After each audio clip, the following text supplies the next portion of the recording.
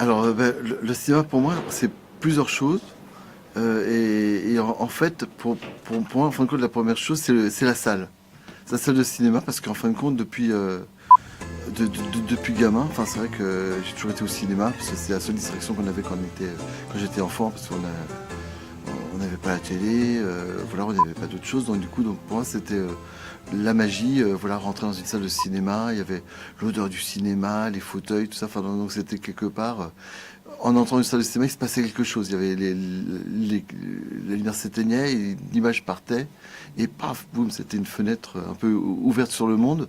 Et voilà, je voyais des films, des westerns, des péplums, enfin voilà, des films un peu de série B, là, comme ça, dans les salles de quartier. Un film, voilà, c'était les acteurs, quoi. Enfin, vraiment, c'était pas un film de machin, mais c'était un film plutôt avec un tel acteur donc voilà, c'est bien plus tard quelque part que j'ai eu la notion de ça de. Alors ça, bah oui, on peut dire ça. Ouais, ouais, en fait, c'est la salle de cinéma qui a géré ma vie professionnelle. C'est vrai que de gamin, en fin de compte, faut juste, bon,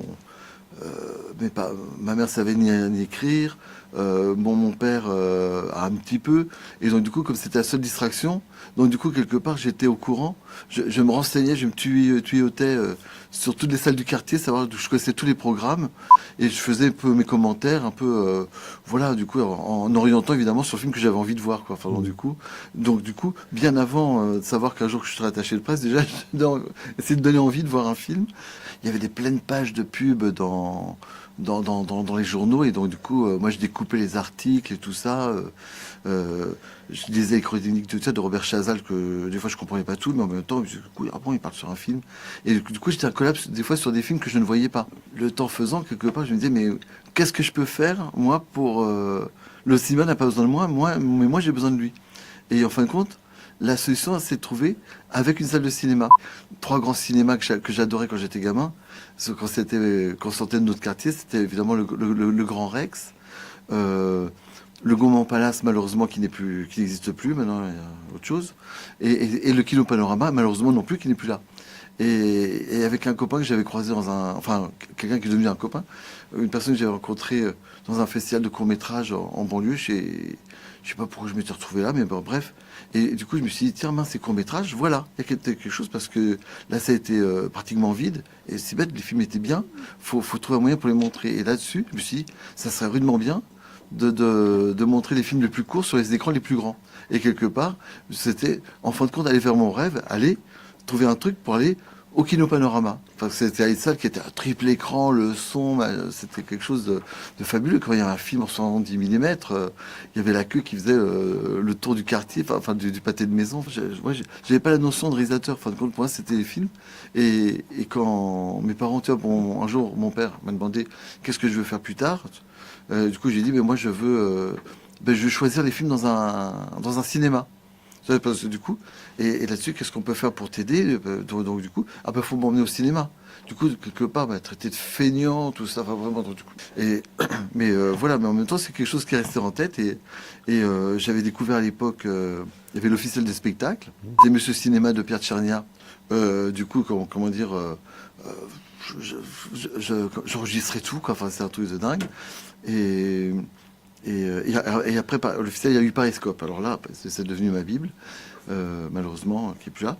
Mais, et qu'est-ce que j'étais en train de dire? Donc, du coup, donc voilà, et la salle de cinéma m'a amené petit à petit, voilà, donc du coup, j'organisais des nuits de court-métrage, et je me suis retrouvé, enfin, quand le premier travail, ou quelque part, où j'ai été payé pour faire quelque chose, c'était à l'invitation de la salle L'écran de Saint-Denis, donc dans le 93, où je crois que j'ai passé, où je crois que j'ai peut-être aujourd'hui, peut-être encore mes plus beaux des souvenirs, mais formidables de cette salle, de rencontres de réalisateurs, d'acteurs, de tenter des choses, un peu le grain de folie qu'il faut pour pouvoir dynamiser, comment dire, quelque chose, faire des propositions, des films expérimentaux, tout ça, enfin vraiment, mais oui, on parlait de salle, et moi, il y avait une salle, par contre, qui était un objectif pour moi quand j'étais gamin.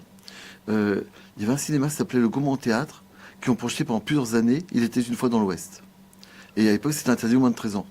Donc, du coup, je m'étais dit, le jour où j'ai 13 ans, le premier film que je verrai quand j'aurai 13 ans, pourvu que le film dure encore à ce moment-là, parce que le film est resté, Il était une fois dans l'Ouest, est resté peut-être à l'affiche, je sais pas, je crois 5-6 ans, quoi, enfin quelque chose comme ça. Et du coup, le jour de mes 13 ans, je me suis arrangé pour aller, aller voir, je crois que j'ai même été tout seul, parce que des fois j'allais au cinéma tout seul en cachette, et j'ai été voir comme ça. Donc voilà, ça, salle.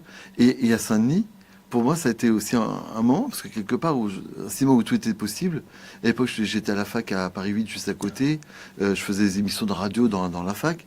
Et un jour, qu'est-ce qui se passe? Je rencontre, grâce à l'écran de Saint-Denis, parce qu'il vient, Sergio Leone.